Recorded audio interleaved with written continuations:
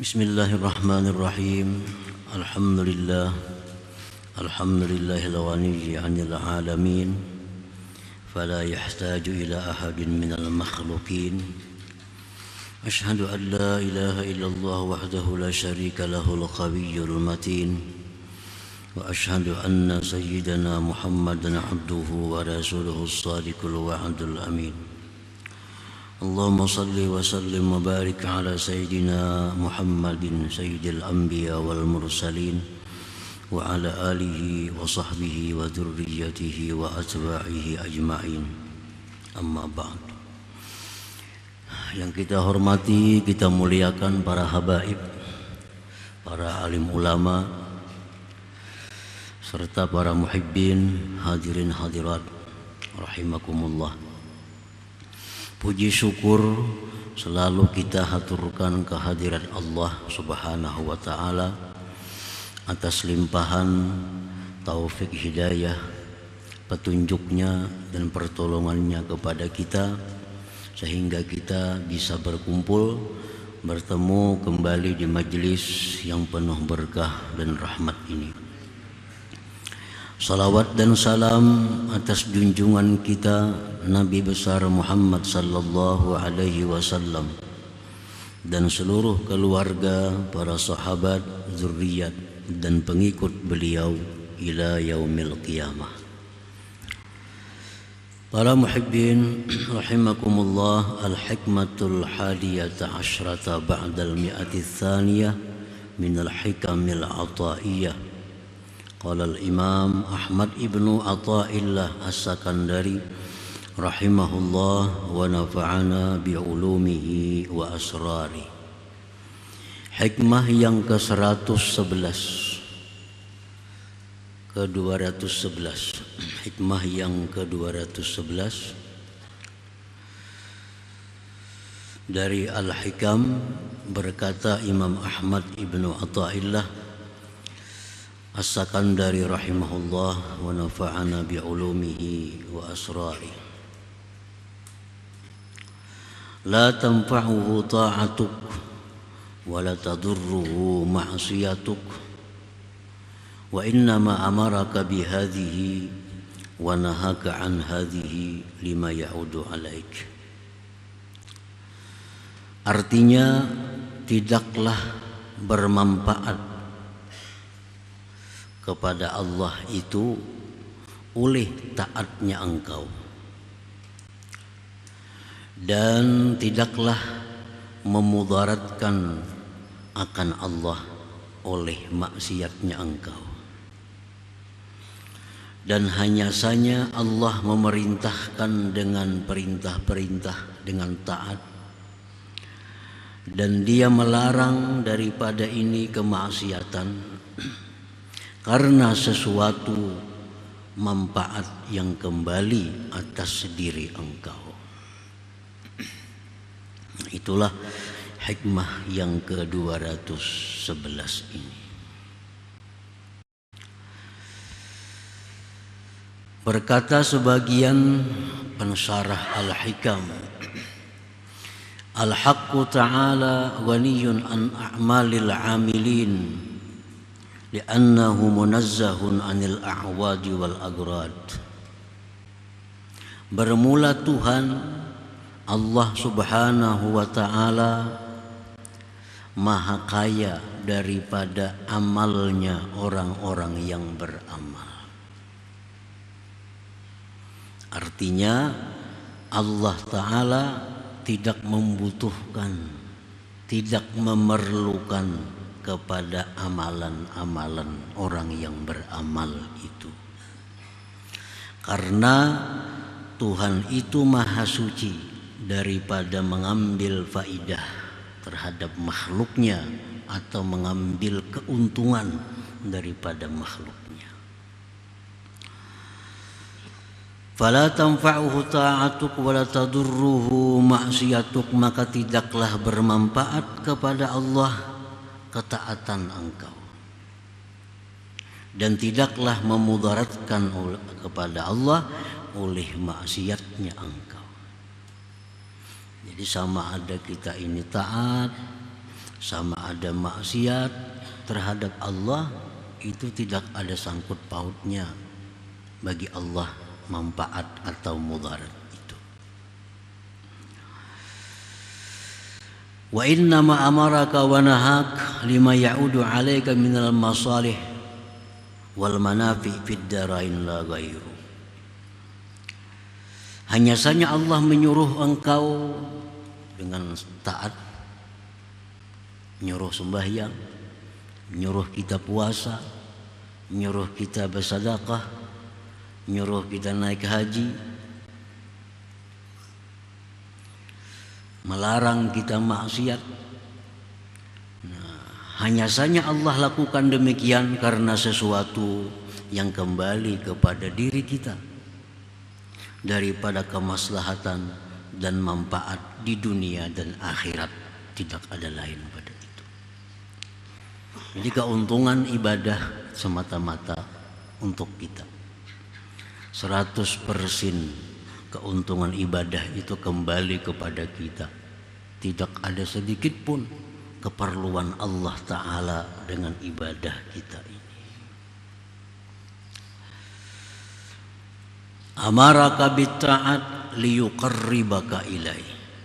Allah suruh kita dengan taat, sembahyang tadi, zikir, baca Quran, agar dia dekatkan engkau kepadanya, supaya kita dekat.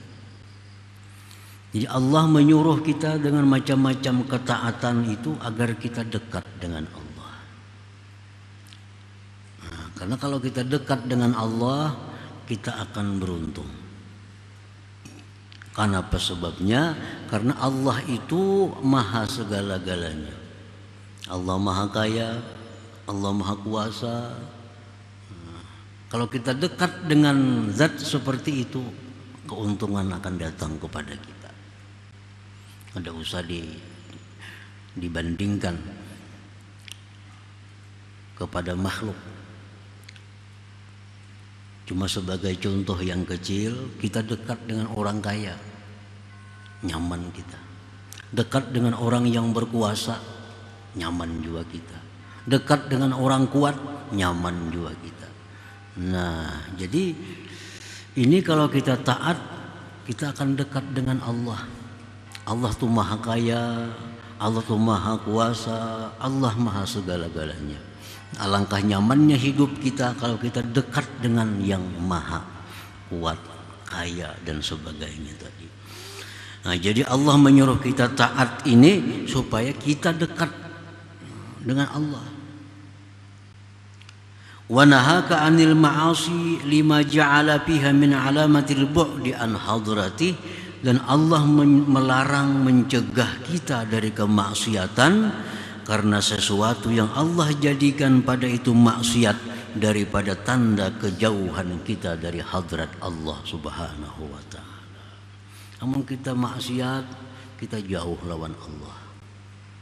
Makin jauh lawan Allah, kita makin susah, kita makin hina.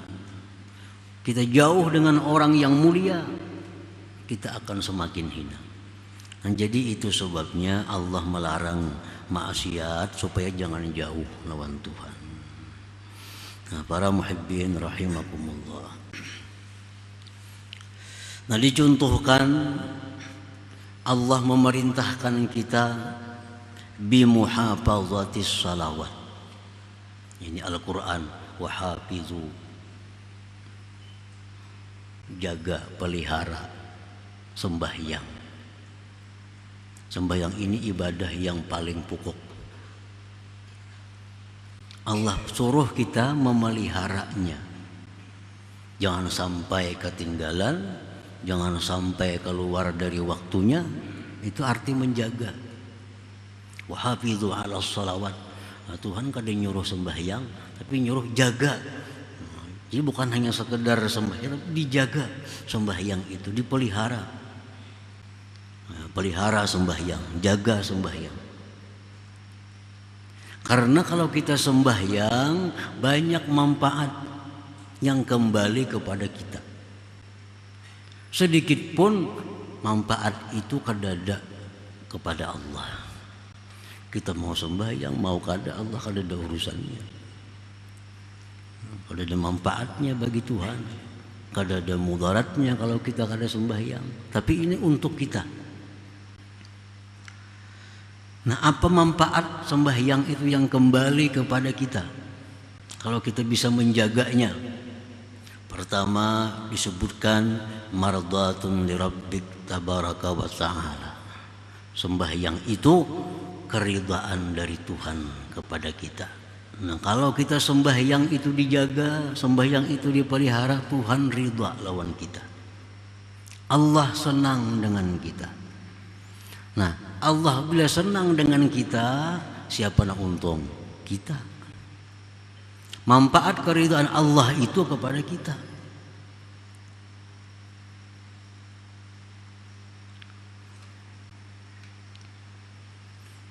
Mardatun lirabbi tabarak wa ta'ala. Orang yang menjaga sembahyang itu manfaat yang kembali kepada dirinya, keridhaan daripada Allah subhanahu wa ta'ala. Wa ijabatul doa. Nah, dikabulkan doa. Jadi kalau kita sembahyang ini menjaga, kita berdoa, dikabulkan Tuhan doa. Bila doa itu kabul, manfaatnya kepada siapa? Kepada kita juga. Nah, kepada kita nyaman mendoa kita kabul. Wa qabulul a'mal, diterima amal-amal ibadah kita. Kalau kita jaga sembahyang dengan baik, amal-amal ibadah lain itu diterima oleh Allah.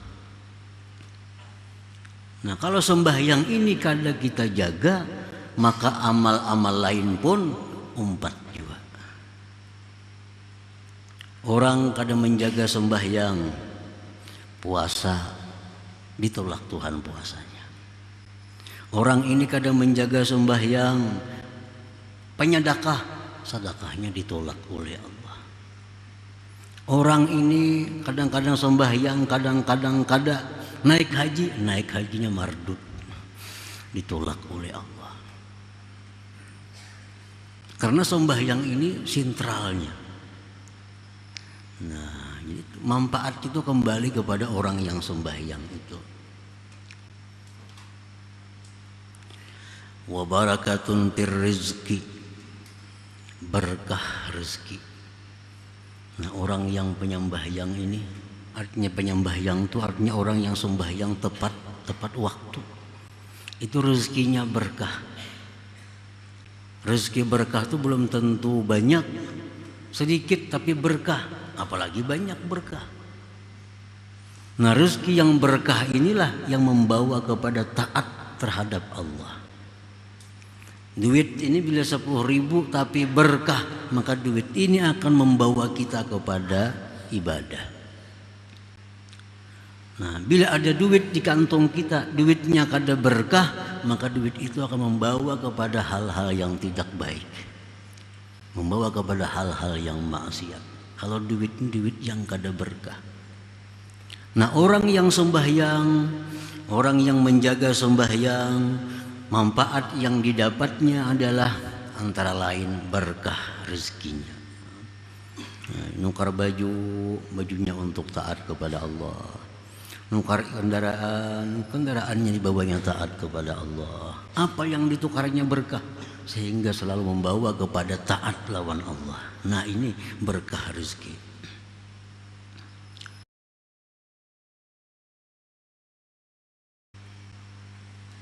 Wa syafi'un an sahibiha,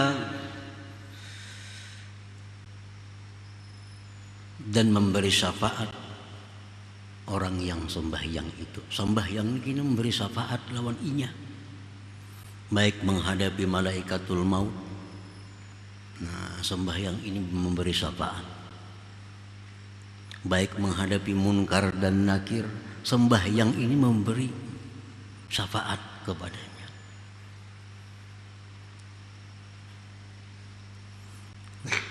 Salah satu contoh taat yang mana manfaatnya itu kembali kepada orang yang melakukannya itu. Nah, para muhibbin rahimakumullah, Wa nahaka an tarkis shalah, Allah melarang engkau daripada meninggalkan sembahyang. Kenapa? Kalau kita meninggalkan sembahyang itu kenapa sebabnya Allah melarang? Karena kalau kita meninggalkan sembahyang itu banyak kemudaratan yang kembali kepada kita. Banyak mudarat yang kembali kepada kita. Kalau untuk Allah kada ada mudaratnya kita kada sembahyang. Sedikit pun Allah kada terganggu dengan kita kada sembahyang. Tapi kita yang banyak dapat kemudaratan kalau kita meninggalkan sembahyang. Makanya Allah berulang-ulang, Rasulullah pun demikian, jangan tinggalkan sembahyang itu. Karena meninggalkan sembahyang itu adalah awal dari kehancuran iman, kehancuran Islam, kehancuran orang yang meninggalkannya itu. Nah, oleh karena itu dilarang, sangat dilarang meninggalkan sembahyang itu, karena ini pangkal kemudaratan yang akan datang pada dirinya. Li'annaha rab'ul barakah min kasbihi wa rizqih. Tuhan itu melarang kita jangan sekali-kali kada sembahyang. Karena bila kita kada sembahyang itu berkah ini diangkat. Berkah umur, berkah rezeki, berkah usaha diangkat oleh Allah. Maka bila berkah ini diangkat oleh Allah, kada ada kebaikannya lagi. Usaha kita kalau berkahnya diangkat, usaha itu kada akan baik lagi.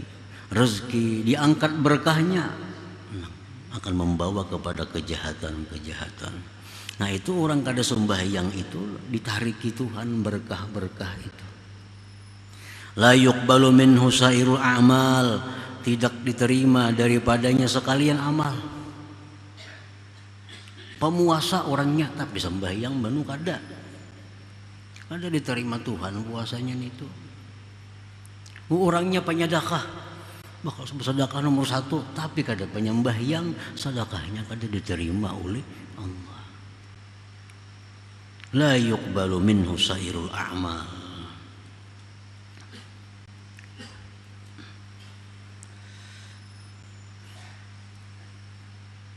Dan orang yang meninggalkan sembahyang itu berhak disebut syaqiyun, orang yang celaka artinya. Orang yang celaka. Nah, makanya tadi setiap kali Allah menyuruh kita melakukan sesuatu, pasti banyak manfaat kembali ke kita. Bila mana Allah melarang kita memperbuat sesuatu, karena di situ banyak mudarat kembali kepada kita bila kita lakukan yang dilarang itu. Nah, para muhibbin rahimakumullah, demikian pula sedekah.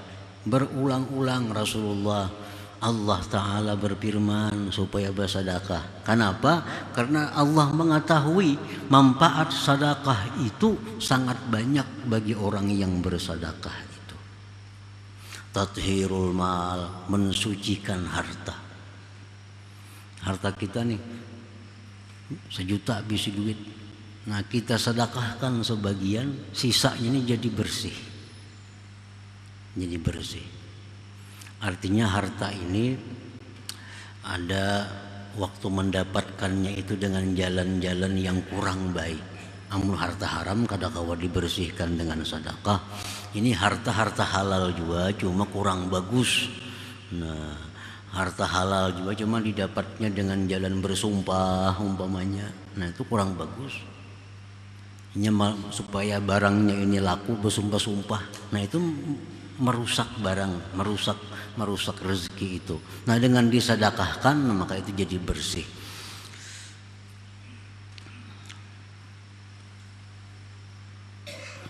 Mensucikan badan daripada dosa, bersedekah itu menolak bala bencana, menambah luas rezeki, banyak naung di hari kiamat di padang mahsyar, terdinding dari api neraka. Itulah manfaat sedekah yang kita terima. Makanya Allah berulang-ulang menyuruh kita agar bersedekah, karena banyak manfaat yang kita ambil. Para muhibbin rahimakumullah, Jadi Allah Subhanahu wa taala tidak sedikit pun mengambil manfaat dari kebaikan kita, dan tidak sedikit pun Allah terganggu dengan kemaksiatan kita. Nah, itu intinya. Allah menyuruh ini, Allah melarang ini semata-mata untuk manfaat yang kembali kepada orang yang melakukannya. ثم قال الإمام في الحكمة الثانية عشرة بعد المئة الثانية. Kemudian hikmah selanjutnya yang berkaitan dengan itu yang ke-212. La yazidu fi izzihi iqbalu man aqbala alaih wa la yanqusu min qadrihi ijbaru man adbara anhu. Tidaklah bertambah kemuliaan Allah oleh menghadapnya orang yang berhadap atasnya, dan tidaklah berkurang daripada kadarnya oleh membelakanginya orang yang membelakangi daripadanya. Nah, artinya bahwa kalau kita ini taat kepada Allah, itu kadang menambah kemuliaan Allah, kadang menambah kuatnya Allah, kadang menambah keagungan Allah. Karena Allah itu maha agung azali, Allah itu maha kuat azali. Kadim artinya sesuatu yang kadim itu kadang akan bisa diperkuat atau dirusak oleh yang baru ini. Tidaklah menambah kemuliaan Allah taatnya orang yang taat, dan tidaklah mengurangi kemuliaan Allah orang yang maksiat. Nah, oleh karena itu kita jangan sekali-kali merasa berjasa kepada Allah dengan sebuah ketaatan yang kita lakukan itu. Rasa berjasa lawan Tuhan. Dikira Tuhan bila kita taat naik, padahal ada. Lain manusia, kalau kita hormati makin naik, kita hormati makin naik lagi. Nah, itu berjasa manusia lawan kita, karena kita yang menaikkan. Kalau Allah ini sudah naik berdahulu. Nah, jadi taatnya kita kadang akan menambah sedikit pun kemuliaan Allah. Nah, maksiat kita ini pun sedikit pun kadang akan mengurangi kemuliaan Allah Subhanahu wa ta'ala. Nah, para muhibbin rahimakumullah. Jadi jangan sekali-kali kita beranggapan bahwa taat yang kita lakukan itu menguntungkan Allah, maksiat yang kita lakukan merugikan Allah. Itu anggapan yang sesat, anggapan yang salah. Wa fil haditsil qudsi, tersebut dalam hadis qudsi, law anna awwalakum wa akhirakum wa insakum wa jinnakum kanu ala atqa qalbi rajulin wahidin ma zada dzalika fi mulki syai'a. Allah berfirman, jikalau orang-orang dahulu sampai hari kiamat mereka itu semua takwa, tidak ada satupun yang kafir, tidak ada satupun yang maksiat, mulai Nabi Adam sampai hari kiamat, umpamanya semuaan manusia ini macam Rasulullah, taatnya, takwanya. Apa ajar Tuhan? Mazada dzalika fi mulki syai'a. Sedikit pun tidak akan menambah pada kerajaanku akan sesuatu. Bukan tambah mulia Tuhan, kada tambah terhormat Tuhan, kada tambah agung. Walaupun sealamanan ini orang semuaan menyembah kepada Allah, taat kepada Allah, kadang akan menambah mulianya Allah.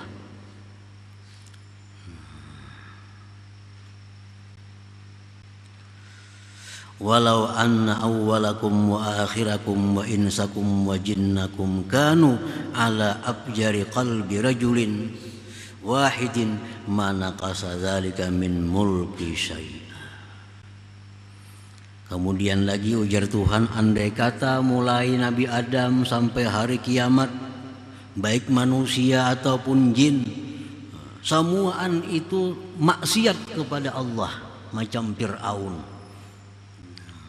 Misalnya ada 5 miliar Fir'aun, orang mengaku Tuhan, Mulai Adam sampai hari kiamat, Fir'aun semuaan. Ujar Tuhan, sedikit pun kada akan mengurangi daripada kerajaanku. Nah, jadi artinya apa? Bahwa kita taat ini, kita nang jadi mulia, bukan Allah. Kita taat kepada Allah, kita nang tambah mulia. Banyak taat, makin banyak kemuliaan yang kita dapatkan dari Allah. Bukan Allahnya yang mulia dengan taat kita. Justru kita akan menjadi mulia bila mana taat kepada Allah. Nah, kalau kita maksiat kepada Allah, bukan Allah hina, bukan Allah turun.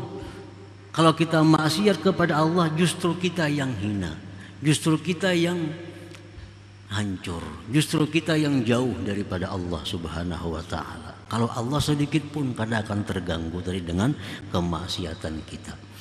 Nah, para muhibbin rahimakumullah.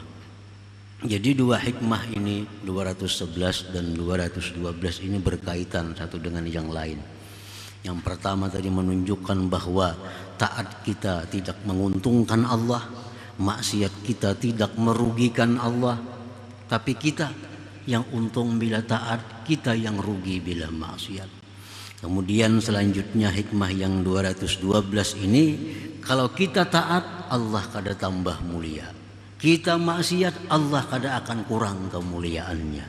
Tetapi kita taat, kita yang tambah mulia. Kita maksiat, kita yang turun kemuliaannya. Nah, para muhibbin rahimakumullah. Selanjutnya hikmah yang ke-213 insyaallah.